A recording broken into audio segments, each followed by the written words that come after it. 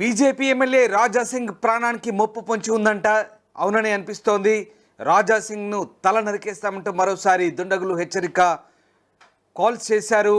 సరిగ్గా మధ్యాహ్నం 3:30కు అలాగే 5 గంటలకు 2 సార్లు అతనికి కాల్ చేసినట్టుగా తెలుస్తోంది. ఇక రాజా సింగ్ ప్రాణాలను తీస్తామంటూ గతంలో కూడా ఆఫ్ఘనిస్తాన్, పాకిస్తాన్ కేంద్రంగా హెచ్చరికలు జారీ అయ్యాయి. తాజాగా ఈసారి మోడీ అలాగే యోగి కూడా నిన్ను కాపాడలేడంటూ రాజా సింగ్ హెచ్చరికలు జారీ చేసినట్టుగా తెలుస్తోంది. రాజా సింగ్ తల నరికేస్తామంటూ దుండగులు వార్నింగ్ ఇచ్చినట్టుగా తెలుస్తోంది. మధ్యాహ్నం 3:30కు అలాగే సాయంత్రం 4 గంటలకు ఈ బెదిరింపు కాల్స్ వచ్చినట్టుగా తెలుస్తోంది.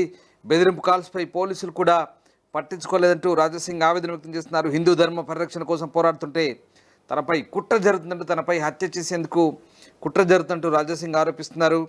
గతంలో కూడా పాక్, ఆఫ్ఘనిస్తాన్ కేంద్రంగా రాజా సింగ్ హత్యకు కుట్ర జరిగినట్టుగా పోలీసులు నిర్ధారించారు. తాజాగా మరొకసారి రాజా సింగ్ హత్యకు కుట్రకు దుండగులు ప్లాన్ చేసినట్టుగా తెలుస్తోంది.